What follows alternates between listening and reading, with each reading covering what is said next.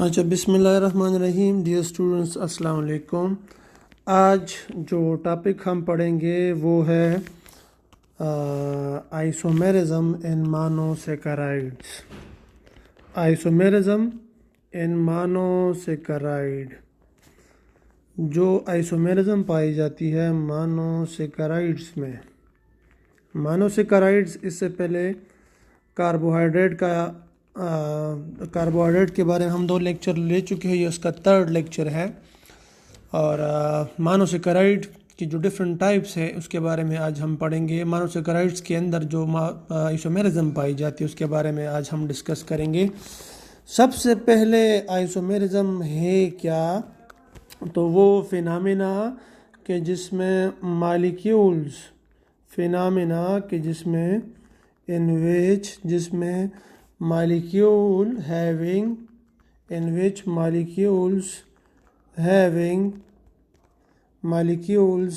having same chemical formula, उनका formula same हो but different structures, having different structures, उनके different structures हो, तो इस फिनोमेना को हम कहते हैं आइसोमेरिज्म। और जो मॉलिक्यूल्स होते हैं, while molecules are called isomers, उन मॉलिक्यूल्स को हम क्या कहते हैं? They are called as isomers. इनको हम आइसोमर्स कहते हैं। तो ये वो फिनोमेना जिसमें मॉलिक्यूल्स इनका they have the same chemical formula but they are different in having different structures. For example, if we take example of glucose and fructose. Now glucose and fructose, they have same chemical formula but they are different in terms of their different structure. Their formula is C6H12O6. This is the chemical formula of glucose and fructose. But these two molecules are different in having different structures होते हैं। That's why इनको हम isomers कहते हैं। Now next जो हमारा topic है वो है, this is about the types of isomers. We are going to discuss types of isomers. Now isomers के जो टाइप्स हैं उसके बारे में हम डिस्कस करेंगे। सबसे पहला जो टाइप है वो है structural isomers.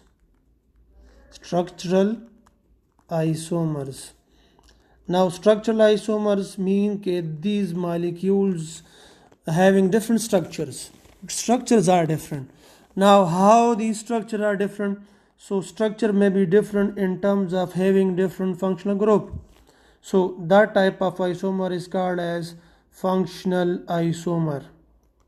Molecule that have different structure in terms of different functional group. So these isomers, they are called as functional isomers. While the molecule that are different structurally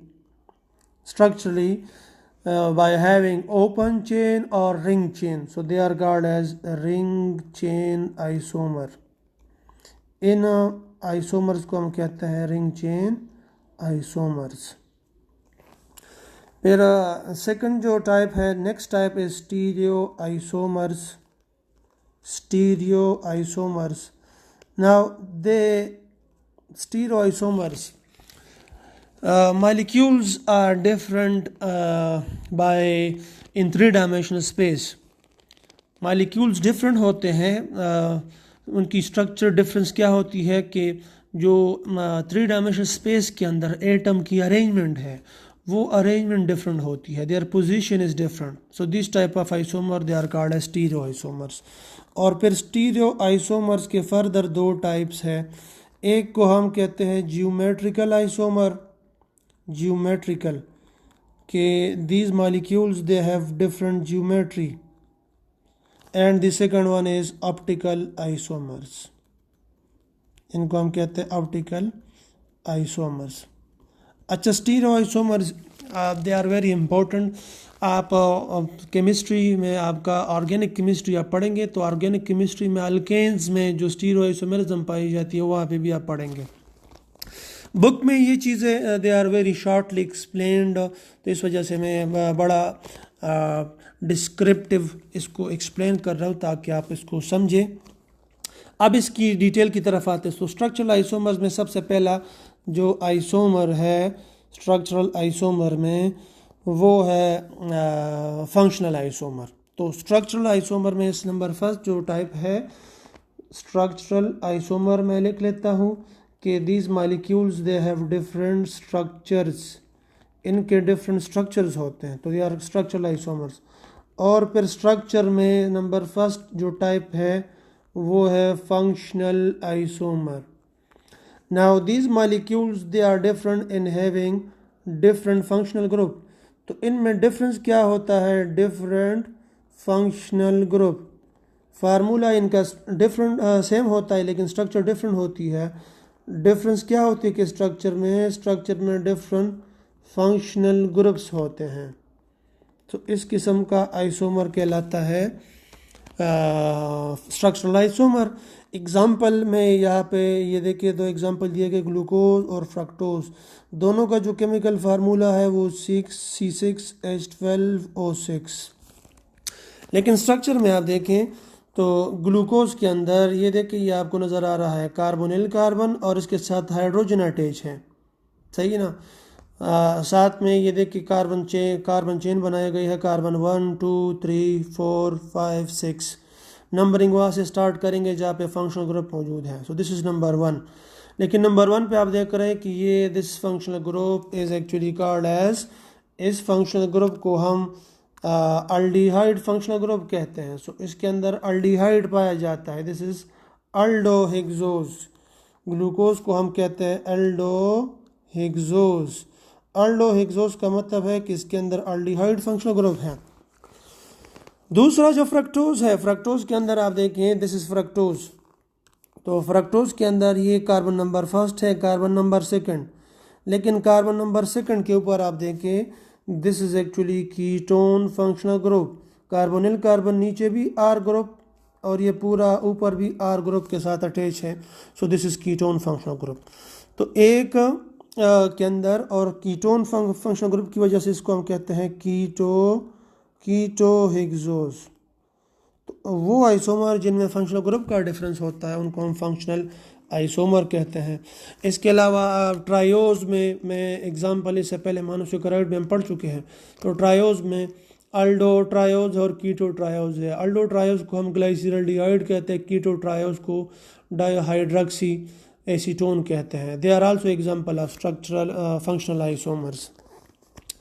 फिर second जो type है वो है ring chain isomers. इनको हम क्या कहते हैं, रिंग चेन आइसोमर्स।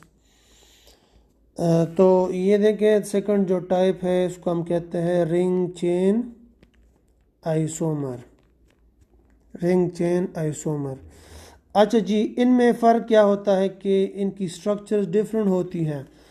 स्ट्रक्चर किस तरह कि whether they are open chain, या तो ओपन चेन होता है ओपन चेन, और या आर क्लोज्ड चेन, या क्या होता है क्लोज्ड चेन होता है। नाउ क्लोज चेन किस तरह होता है, तो नीचे ये आपको जो डायग्राम दी गई है this is actually diagram of glucose. इसकी स्ट्रक्चर है और ये स्ट्रक्चर ओपन चेन में है, this is open chain of glucose. लेकिन ओपन चेन में आप देखें कि ओपन चेन में कार्बन नंबर 5 के ऊपर हाइड्रोक्सिल है। कार्बन नंबर 5 इसको हम कायरल कार्बन भी कहते हैं, ये कायरल कार्बन है, आगे भी हम पढ़ेंगे। लेकिन कार्बन नंबर 5 पे आप देखें हाइड्रोक्सिल है, हाइड्रोक्सिल में ऑक्सीजन के साथ एक लोन पेयर है, this is the lone pair of electron. ये आपको नज़र आ रहा है, ये लोन पेयर ऑफ इलेक्ट्रॉन इस कार्बोनिल कार्बन के ऊपर अटैक करता है, इसके ऊपर अटैक करता है। तो अटैक करने से इससे जो हाइड्रोजन है ये इधर आ जाता है, ऑक्सीजन के साथ बाइंड हो जाता है और ऑक्सीजन के साथ बॉन्ड से ये हाइड्रोक्सल बन जाता है। ये देखिए ये हाइड्रोक्सल बन गया, और हाइड्रोक्सल बनने के बाद यहाँ पे कार्बन की एक वैलेंसी अनसेटिस्फाई है, कार्बन एक मज़ीद बॉन्ड बना सकता है। ये देखिए 1 बॉन्ड, 2 बॉन्ड, 3 बॉन्ड, 4 बॉन्ड ये नीचे ऑक्सीजन के साथ बाइंड हो जाता है।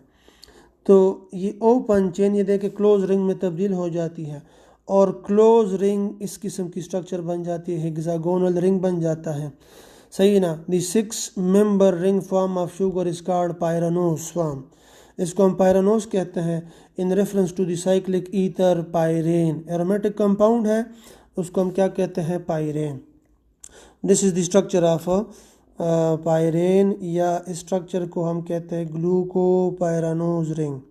तो ग्लूकोपायरानोज रिंग बन जाता है। इसमें ये carbon number 1, number 2, number 3, number 4, number 5 और ये वाला कार्बन नंबर 6 इसके ऊपर आ जाता है।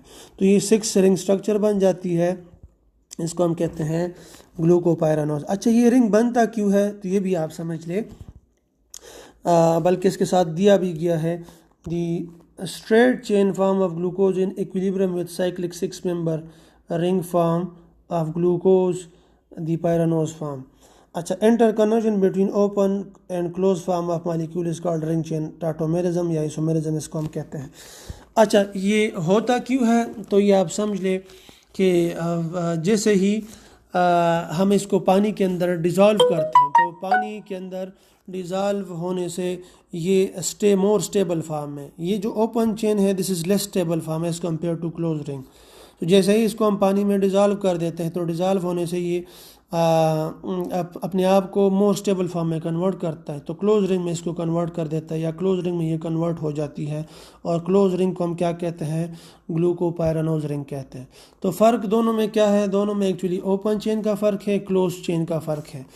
ओपन चेन जिस साइंटिस्ट ने डिस्कवर किया था ओपन चेन, उसका नाम है फिशर, और फिशर, तो इस रिप्रेजेंटेशन को हम फिशर रिप्रेजेंटेशन कहते हैं या फिशर प्रोजेक्शन कहते हैं।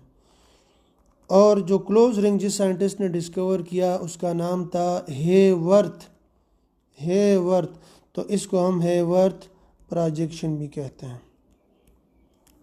ये तो हमारे पास रिंग चेन आइसोमेरिज्म हो गया। फिर नेक्स्ट जो हमारे पास है वो है, नेक्स्ट की तरफ जाते हैं, नेक्स्ट फॉर्म वो है स्टीरियो आइसोमेरिज्म की तरफ जाते हैं। ये तो हमने स्ट्रक्चरल आइसोमर के टाइप्स पढ़े, अब जाते हैं स्टीरियो आइसोमर्स। तो इससे पहले मैं आपको बता चुका हूँ कि स्टीरियो आइसोमर में डिफरेंस क्या होता है, कि स्ट्रक्चर किस तरह डिफरेंट होते हैं। तो स्ट्रक्चर में डिफरेंसेस 3 डायमेंशनल स्पेस में एटम्स की अरेंजमेंट डिफरेंट होती है। और फिर इसमें इसकी सबसे पहली जो टाइप है वो है ज्योमेट्रिकल आइसोमर्स। ज्योमेट्रिकल आइसोमर में ज्योमेट्री डिफरेंट होती है। ज्योमेट्री किस तरह डिफरेंट होती है कि किसी कार्बन के इर्द गिर्द एटम की अरेंजमेंट डिफरेंट होती है, एटम या ग्रुप ऑफ एटम की अरेंजमेंट डिफरेंट होती है। अब ग्लूकोज आप देखें, ग्लूकोज ये this is structure of glucose. ये ग्लूकोज का दिस इज एक्चुअली ग्लूकोज। ये कार्बन नंबर 1 है, carbon number 2, number 3, number 4, number 5, number 6। Carbon number 6 के ऊपर हाइड्रोक्सल राइट साइड पे ग्लूकोज में, 5 के ऊपर भी राइट साइड पे है, 4 के ऊपर भी राइट साइड पे है, 3 के ऊपर लेफ्ट साइड पे, और 2 के ऊपर हाइड्रोक्सल राइट साइड पे है। तो अरेंजमेंट इस तरह है हाइड्रोक्सल की, या जो एटम है या ग्रुप ऑफ एटम की अरेंजमेंट इस तरह है ग्लूकोज के अंदर।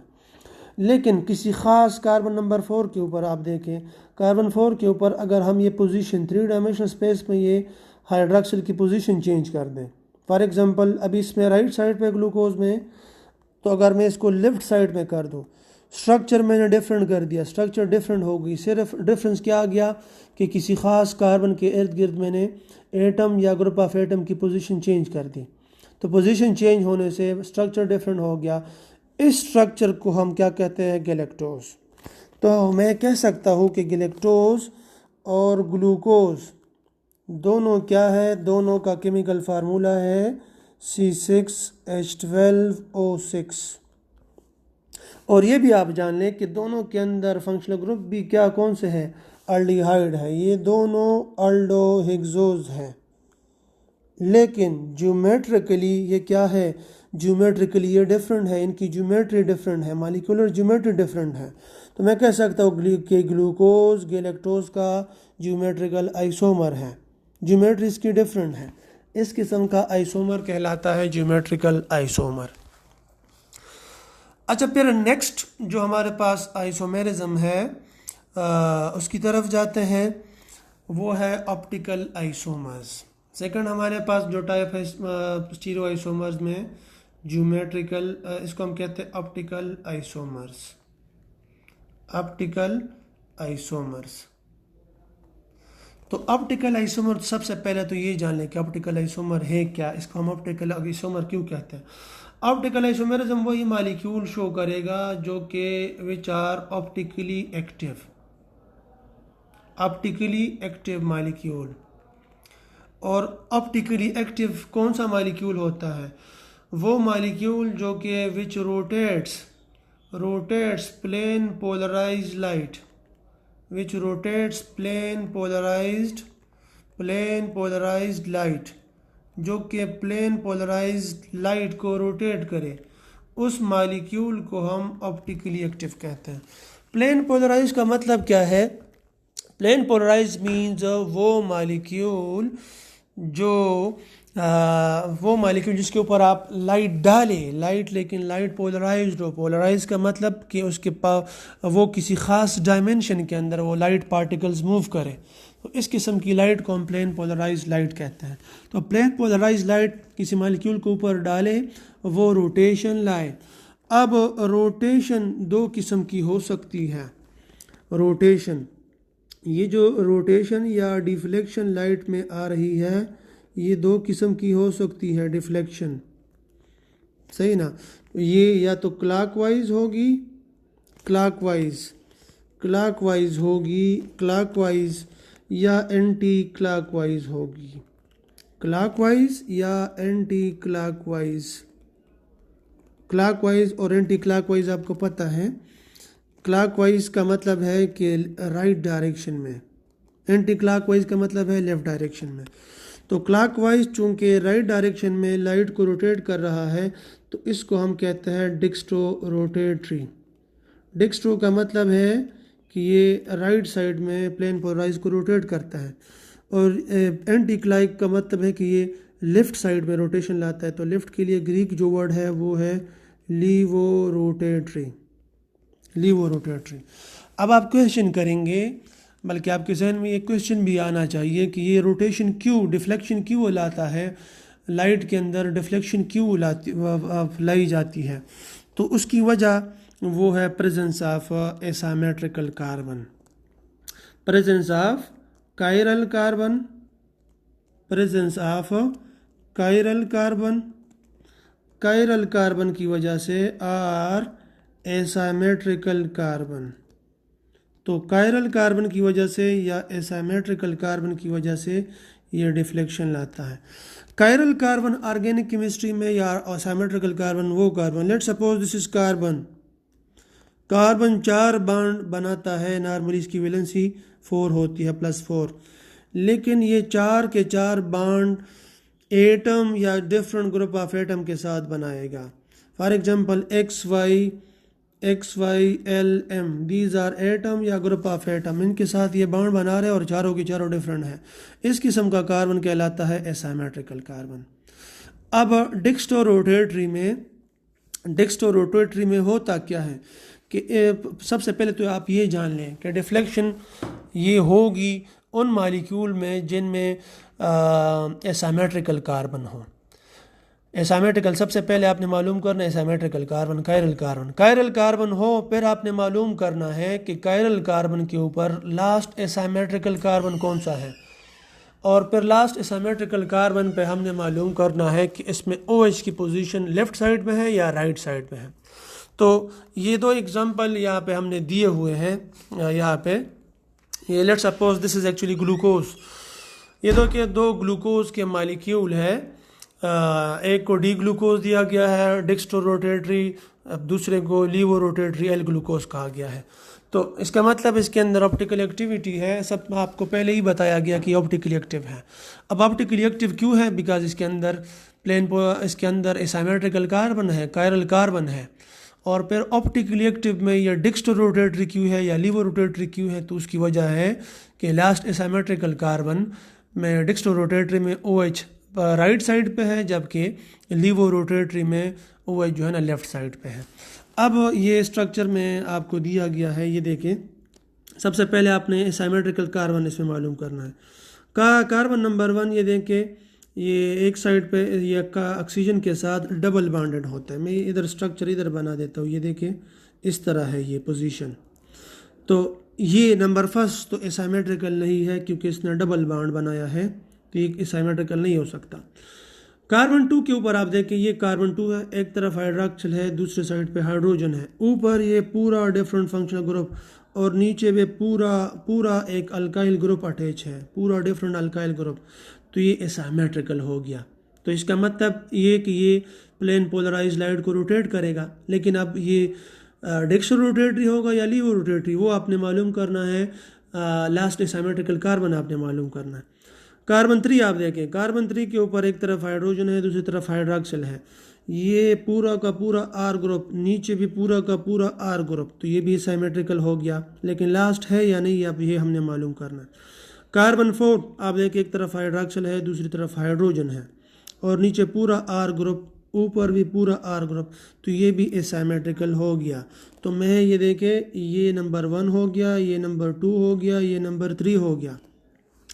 कार्बन नंबर 5 की तरफ आप आ जाए, एक तरफ हाइड्रोक्सिल है, दूसरी तरफ हाइड्रोजन है, ये पूरा का पूरा R ग्रुप और नीचे भी पूरा का पूरा R ग्रुप, तो इसका मतलब ये भी एसाइमेट्रिकल हो गया।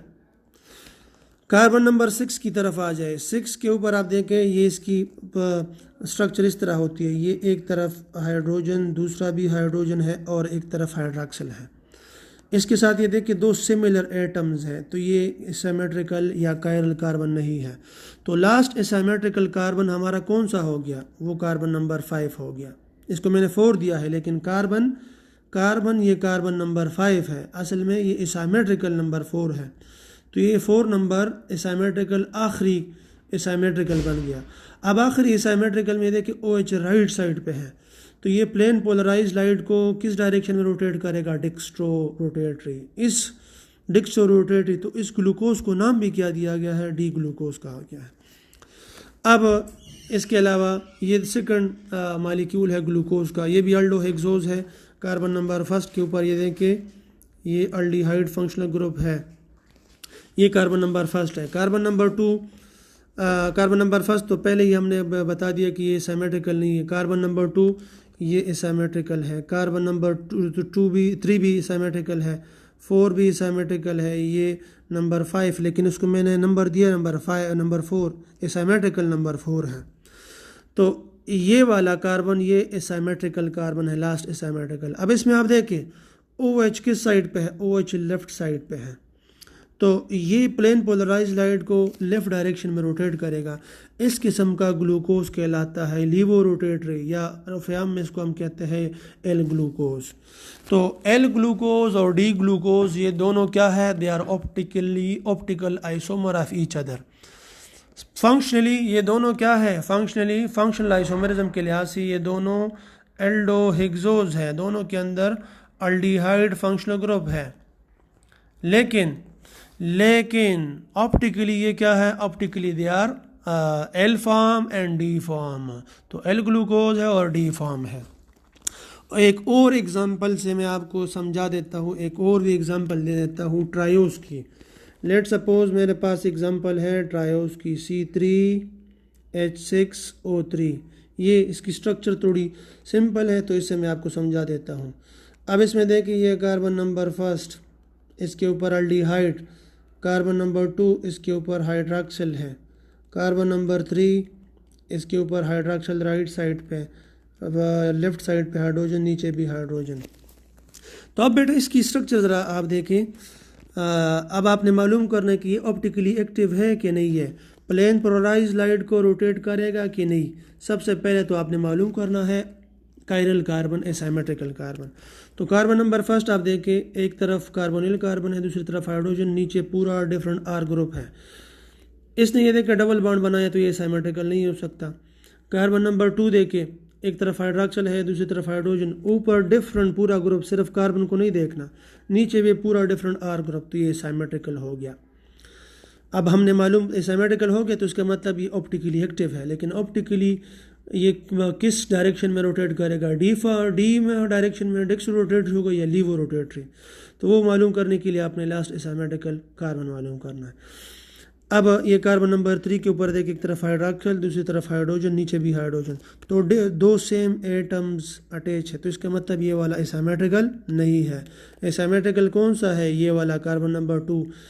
अब कार्बन नंबर 2 एसाइमेट्रिकल है, लेकिन कार्बन नंबर 2 के ऊपर OH राइट साइड पे है, तो ये हमारे पास ग्लाइसिरल्डिहाइड की कौन सी फॉर्म होगी, इसको हम कहेंगे डी ग्लाइसिरल्डिहाइड, इसको हम कहेंगे। दूसरा इसकी स्ट्रक्चर देखे, ऑप्टिकली एक्टिव एक दूसरा मॉलिक्यूल है, इसमें आप देखिए कार्बन नंबर 2 एसाइमेट्रिकल है ट्रायोस के अंदर या ग्लाइसिरल्डिहाइड के अंदर, लेकिन कार्बन नंबर 2 के ऊपर आप देखें, कार्बन 2 के ऊपर OH किस साइड पे है, OH जो है ना, this is on the left side, तो ये जो मॉलिक्यूल है इसको हम क्या कहेंगे, इसको हम कहेंगे एल ग्लाइसिरल्डिहाइड। ये प्लेन पोलराइज लाइट को लेफ्ट डायरेक्शन में रोटेट करेगा। अच्छा, ये आज का टॉपिक हमने पढ़ा, ये बड़ा कॉम्प्लिकेटेड, बड़ा इंपॉर्टेंट टॉपिक है आपकी ईटा के MCQs के लिहाज से, और चूँकि बुक में बड़ी कम एक्सप्लेनेशन है, मैंने बड़ा डिटेल के साथ आपको एक्सप्लेन किया। कोई क्वेश्चन हो आपको तो आप पूछ सकते हैं, कमेंट में भी आप कमेंट ज़रूर कीजिएगा। इसके अलावा आप व्हाट्सएप पे मुझे आप मैसेज कर सकते हैं। शुक्रिया।